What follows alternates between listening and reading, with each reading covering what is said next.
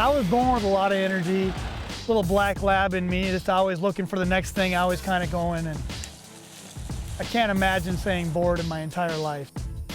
From time to time, Adam will admit that he's got ADD. He is the busiest person that I know. It's hard because he's gone all the time. When Adam told me that he and Amber were pregnant, I was kind of wondering if Adam had it in him to be a stable father. It hasn't seemed to slow him down a lick. He just grabs up his little girl and throws her on his back and takes her horn hunting right with him. And winter time is my time to spend a lot of time with my little girl, and I'm not your average babysitter. Instead of sitting down and watching cartoons or something, you know, we're always outside running around. If it's raining, snowing, doesn't matter. Nothing's stopping him from what he wants to do. Ava's just gonna go along with the ride. She has no choice in it. She hasn't lost any limbs, so that's a good thing. Grew up not too terribly long ago, definitely fresh from this year.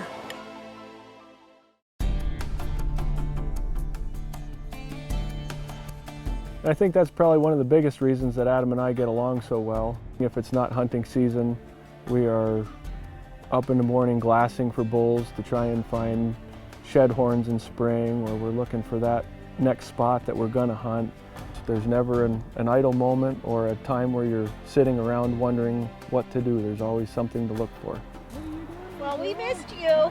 We missed you too. I sure missed you. Chris and I have been working together now for 6 years for the Forest Service. We've become real good friends, and we've done a lot of shed hunting. I'm not lying, we really were looking for weeds. I promise you. Yeah, it's always a friendly competition between Adam and I. Some days he finds all the horns, and some days I find more. I found this one. Oh, you don't get that one? No, Chris found that guy. No, look at the base of that. Look at that. Every shed that you pick up has its own story. Just getting a snapshot of where he was standing that 1 second of his life, and it only makes you wonder where he might be the next year. Will he come back and be in the same spot? And those are the things that keep you up at night thinking about. Did he get killed by a wolf or a lion or a hunter? I don't know whatever happened to him. Hopefully he's still alive.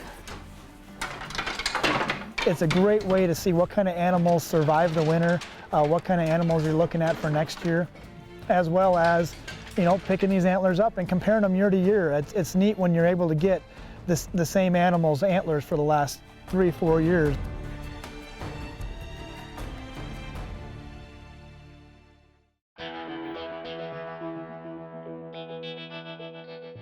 I had to ask the wife, you know, and I said, oh, do you mind if I go for a quick little glass this morning? And she's like, you already got your elk. I said, I know, but, you know, Chris still needs to get his elk. It was getting down towards the end of the season. There was 2 days left in the season. I glassed a giant bull, and it turned out to be this bull that I've been watching for the last 3 years. Beautiful bull, nice big G3s on him, nice swords on him, and he just a monster. He said he was in a moral dilemma. I know if I'd been watching a bull for the last 3 years and had him scoped, and that bull kind of becomes family to you. There's the other side. See that little bump? Mm-hmm. And I'm not sure I would do the same thing. Told the wife that we are going to try to go get this bull. She wasn't exactly excited with me, but you know, she ain't buying it. This is, you know, a once in a lifetime deal. It's a monster bull, and this is kind of one of my get out of jail free cards.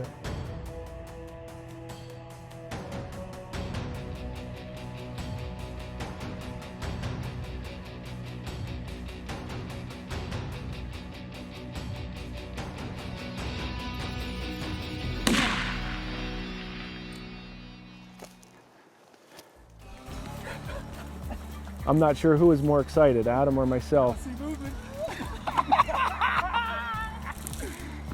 I can't remember a time I was that excited. That was just, it's one of those bulls I've been watching for so long. And to be able to have that come full circle, it was awesome. It was a great experience.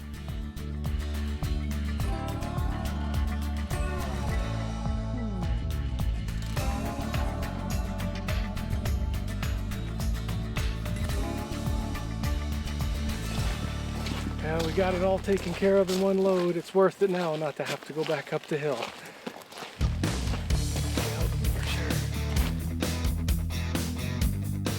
Oh my gosh, look at that. Look at how much more he grew. His swords.